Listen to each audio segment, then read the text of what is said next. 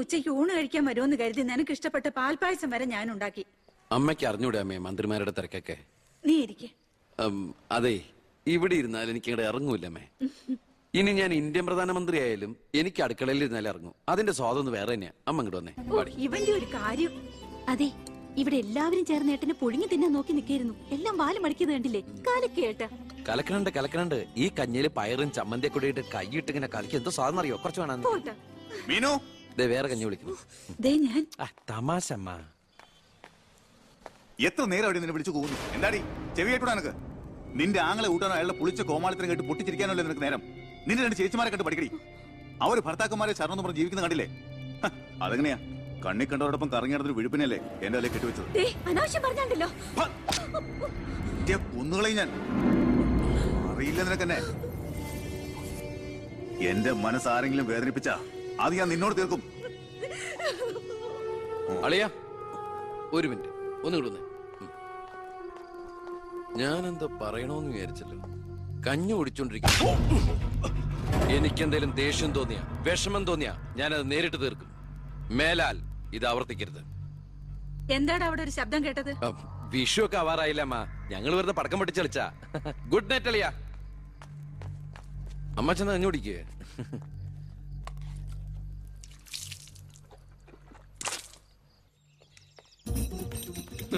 പത്രം വായിച്ചില്ലയോ? പുതിയ ആഭ്യന്തരമന്ത്രിയുടെ കൽപ്പന. വയറ് ഉറയ്ക്കാൻ പോലീസുകാർ രാവിലെ ഓടണമെന്ന്. ഞാൻ പണ്ടേ ഓടാറുണ്ട്. എന്റെ കർത്താവേ, കുതിരയ്ക്ക് വെച്ച് കഴുതയ്ക്ക് ഉണ്ടാവും. എന്റെ ഈശോയെ, ഞാൻ സാറിനല്ല ഉദ്ദേശിച്ചത്. നല്ല മസില. അളിയ, ഒരു മിനിറ്റ്. അയ്യോ, അതിനല്ല. എന്ത് ചെയ്യാനാ? നിങ്ങളുടെയൊക്കെ കഷ്ടകാലത്തിന് ഞാൻ ഇവിടുത്തെ ആഭ്യന്തരമന്ത്രി ആയിപ്പോയി അല്ലേ അളിയ? അളിയൻ ഇനിയും ഡ്യൂട്ടിക്കിടയിൽ എന്നെ കാണേണ്ടി വരും. എന്നെ സല്യൂട്ട് ചെയ്യേണ്ടിയും വരും. തെറ്റ് കണ്ട ഞാൻ എന്തേലും പറയുകയും ചെയ്യും. ആ അരിശം മുഴുവൻ അളിയ വന്ന് പെങ്ങളെടുത്ത് തീർക്കും. അത് കണ്ട ഞാൻ തിരിച്ചടിക്കും. അങ്ങനെ അടിയും തിരിച്ചടിയൊക്കെ ആയിട്ട് പോണ്ടതാണോ അളിയ നമ്മുടെ ഈ മാതൃകാ കുടുംബം? ഒന്നുമില്ലെങ്കിലും നമ്മൾ അളിയനും അല്ലേ അളിയ? അതുകൊണ്ട് ഞാൻ ഇരുത്തി ചിന്തിച്ചൊരു തീരുമാനം എടുത്തു. സെൻട്രൽ ഹോം ഡിപ്പാർട്ട്മെന്റിലേക്ക് അളിയനൊരു ട്രാൻസ്ഫർ ഓൺ ഡെപ്യൂട്ടേഷൻ. ഓർഡർ. നാളെ തന്നെ ജോയിൻ ചെയ്യണം. All the best. എങ്ങോട്ട്? ബീഹാറിലേക്ക്. ബീഹാറിലേക്കോ? ബീഹാർ ബെസ്റ്റ് സ്ഥലമാണ് അളിയ. നോ, എനിക്ക് പറ്റില്ല. നിനക്കെന്നെ ശരിക്കും അറിയില്ല. എന്താ അളിയ ഇങ്ങനെ ചില തെണ്ടി പിള്ളേരെ പോലെ? ഇത് ഗവൺമെന്റ് ഓർഡർ അല്ലേ? അത് ഹോം മിനിസ്റ്റർ നേരിട്ട് തരുന്നത്. അനുസരിച്ചേ പറ്റൂ. എന്താ ഇവിടെ?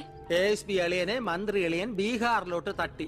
മന്ത്രിയുടെ ഭരണപരിഷ്കാരങ്ങൾ കുടുംബത്തും. ബീഹാറിലേക്കോ? ബീഹാർ ബെസ്റ്റ് സ്ഥലമാണമ്മേ. അല്ല, ഈ ബീഹാർ എന്ന് പറയുമ്പോ എടീ, ബീഹാർ ഗംഭീര സ്ഥല. നീ വിഷമിക്കണ്ട, നീ പതുക്കെ പോയാ മതി. പേടിക്കാനൊന്നുമില്ല സാറേ. അവിടെ ചെന്ന് ലല്ലു പ്രസാദുമായി ഒരു ടൈപ്പ് ഉണ്ടാക്കിയാൽ കുശാലല്ലേ കുശാൽ. അയ്യോ ചേടാ, കുടുംബത്തൊരു മന്ത്രി ഉണ്ടായാൽ അതുകൊണ്ട് ഗുണം ഉണ്ടാകേണ്ടത് കുടുംബക്കാർ. അളിയന് വേണോ ഗുണം? അളിയന് ഈ ചിറാപ്പുഞ്ചി എങ്ങനെയാ? ചിറാപ്പുഞ്ചി? ചിറാപ്പുഞ്ചി ബെസ്റ്റ് സ്ഥലമാണ് അളിയ. അവിടെ IAS കാർക്ക് എന്താ ഡിമാൻഡ് എന്നറിയോ? നമുക്കൊരു കൈ നോക്കിയാലോ? നീ ബ്രേക്ക്ഫാസ്റ്റ്. അമ്മ പേടിച്ചു പോയോ? നമുക്ക് അച്ഛനെ നാഗാലാൻഡിലേക്ക് തട്ടിയാലോ?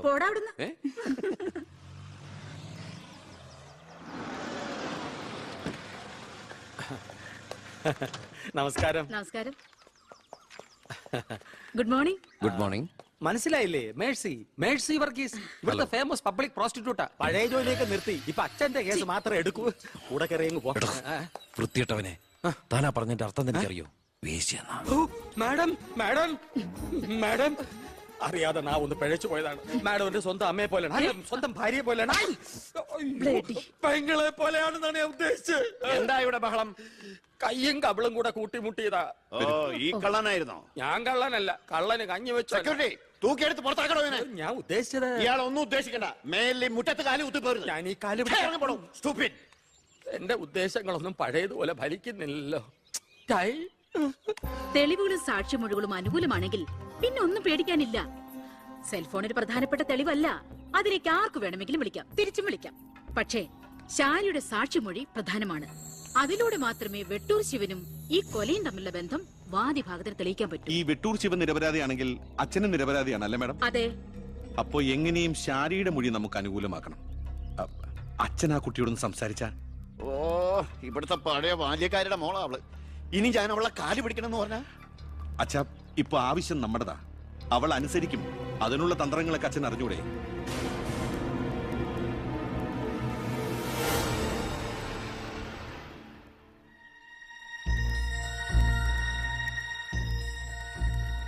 കുറെ നാളായി ഞാൻ വിചാരിക്കുന്നു ഇങ്ങോട്ടൊക്കെ ഒന്ന് ഇറങ്ങണം എന്ന്.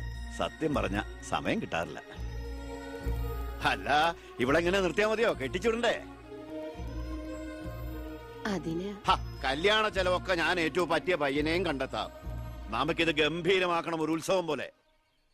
ഗോപാലപിള്ള സാറിനെ എനിക്ക് മറക്കാൻ പറ്റുമോ? എന്നെ രാഷ്ട്രീയത്തിലേക്ക് കൈപിടിച്ച് കയറ്റിയ രാഷ്ട്രീയ ഗുരുവാണ് നിന്റെ മുത്തച്ഛൻ. മരിക്കാൻ കിടക്കുമ്പോ ഞാൻ അദ്ദേഹത്തിന് കൊടുത്ത വാക്കാ, ഈ കുടുംബം അനാഥാകില്ലെന്ന്. എന്നാ ഞാൻ ഇറങ്ങട്ടെ. ഞാൻ എന്തോ മറന്നല്ലോ. മോളെ, പിന്നെ മോൾക്കറിയാമല്ലോ, നിരപരാധിയായ എന്നെ ഒരു കേസിൽപ്പെടുത്തിയ വിവരം. ആ പ്രതിക്കെതിരെയുള്ള മോളുടെ മൊഴി അതൊന്നും മാറ്റി പറയണം. ഞാൻ സത്യം പറയൂ, എന്റെ മുന്നിൽ വെച്ച് നടന്ന കൊലപാതകത്തിന് കൂട്ടുനിൽക്കാൻ എന്നെ കിട്ടില്ല. തെറ്റ് ചെയ്തവരാരായാലും അവർ ശിക്ഷിക്കപ്പെടണം.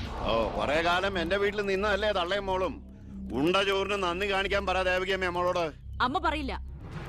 സാറ് പണ്ട് നന്ദി സൂചകമായി എന്റെ മുത്തച്ഛന് കൊടുത്ത വാക്ക് വിധവയായ എന്റെ അമ്മയെ അടിച്ചു തളിക്കാരിയാക്കാമെന്നല്ല, നല്ലൊരു ജോലി വാങ്ങിക്കൊടുത്ത് സ്വന്തം പെങ്ങളെ പോലെ സംരക്ഷിക്കാമെന്നായിരുന്നു. സാറിന്റെ വീട്ടിലെ കരിയും പോകിയും കൊണ്ട് എല്ലാം മുറിയെ പണിയെടുത്തിട്ട് തന്നെയാ എന്റെ അമ്മ എന്നെ വളർത്തിയത്. ഒരു ബാല്യക്കാരിയുടെ കൂലിക്കണക്ക് പറഞ്ഞാ കൊറേ കാശ് ഇങ്ങോട്ട് തരാനുണ്ടോ? ഞാഞ്ഞൂളിനും പത്തി കൊള്ളാം. നീയൊക്കെ മാനം മര്യാദയായിട്ട് ജീവിക്കുന്ന എനിക്കൊന്ന് കാണണം.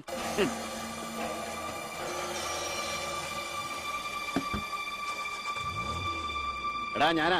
എന്താ അച്ഛാ? നടക്കില്ലടാ. ഇന്ന് അച്ഛൻ അവളുടെ അടുത്ത് പോയി, നാളെ അവൾ അച്ഛന്റെ അടുത്ത് വരണം. അച്ഛൻ സമാധാനമായിട്ട് ഇരിക്കുക, ബാക്കിയൊക്കെ ഞാൻ നോക്കിക്കോളാം.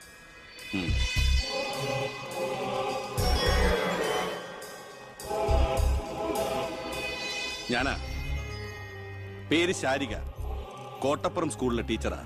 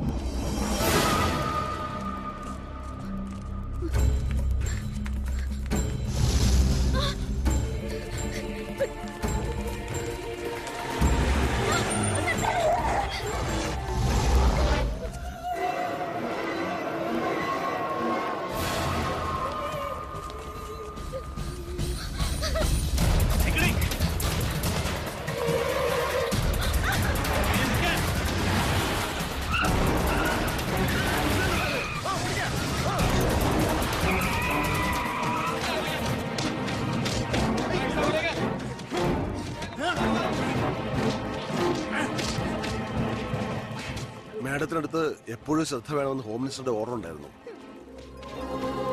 വരട്ടെ, പിടിച്ചു കയറ്റില്ല.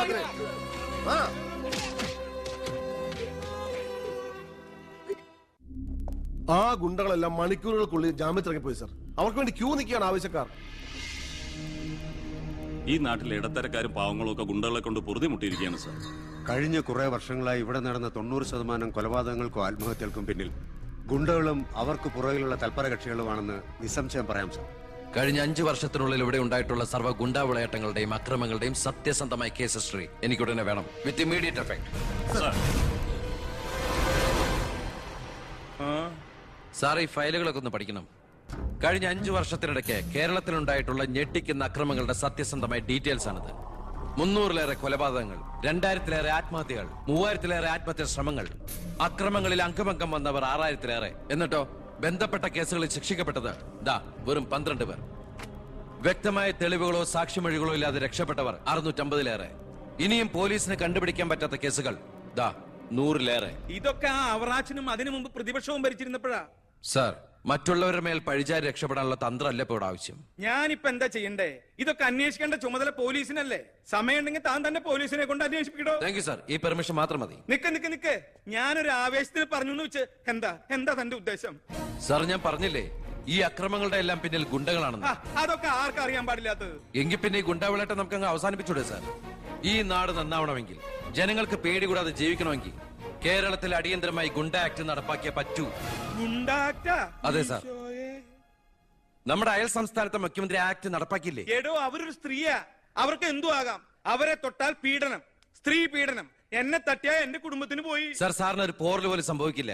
ഇതിപ്പോ പോറലല്ലോ, ഓട്ടയല്ലേ വീഴാൻ പോണത്. ഓട്ട ഈ വെടിയുണ്ടിയും കത്തിയൊക്കെ കയറുമ്പോണ്ടാവണം ഓട്ട. സാർ ഞാൻ പറയുന്ന താൻ എന്ത് പറഞ്ഞാലും ഞാൻ സമ്മതിക്കില്ല. ഇതൊക്കെ തനിക്ക് മുൻപരിചയം ഇല്ലാത്തോണ്ട് തോന്നുന്നു മണ്ടത്തര. എങ്കിൽ പിന്നെ സാർ ഒരു കാര്യം ചെയ്യും, മുൻപരിച്ചുള്ള ആരെങ്കിലും വെച്ച സാർ അങ്ങോട്ട് ഭരിച്ചോ. ഞാൻ രാജിവെക്കാൻ പോവാ. രാജ്യ നീ എനിക്ക് ഹാർട്ട് അറ്റാക്ക് ഉണ്ടാക്കുന്ന വർത്താനം പറയരുത്. നീ രാജിവെച്ച് പോയാ എന്റെ മന്ത്രിസഭ മൂക്കൂത്തി വീടില്ലേ? എങ്കിൽ എന്റെ വഴിക്ക് വരേണ്ടി വരും. നീ പറയണേല് കാര്യമുണ്ടെന്ന് എനിക്കറിയാം, പക്ഷെ നിനക്കൊരു കാര്യം അറിയില്ല. ഇവിടുത്തെ എല്ലാ രാഷ്ട്രീയ പാർട്ടികളുടെയും നിത്യോപയോഗ സാധനങ്ങളിൽ ഒന്നാണ് ഈ ഗുണ്ടകൾ. അതുകൊണ്ട് ഭരണകക്ഷിയും പ്രതിപക്ഷവും ഇതിന് സമ്മതിക്കില്ല. ഈ ബില്ല് നിയമസഭയിൽ പാസ്സാവൂല. അറിയാം സാർ. ആദ്യം നമുക്ക് മന്ത്രിസഭ കൂടി തീരുമാനിക്കാം. ഗവർണറെ കൊണ്ട് സ്പെഷ്യൽ ഓർഡിനൻസ് പുറപ്പെടുവിച്ച് ഈ ഗുണ്ട ആക്ട് നടപ്പിലാക്കാം. എന്നിട്ട് 6 മാസത്തിനുള്ളിൽ നമുക്ക് നിയമസഭയിൽ പാസ്സാക്കിയെടുത്താൽ മതി. 6 മാസം മതി എനിക്ക് കേരളത്തിലെ സർവ്വ ഗുണ്ടായുസം തുടച്ചു നീക്കാൻ. അല്ല, താങ്ക് യു സാർ. എനിക്ക് വേണം.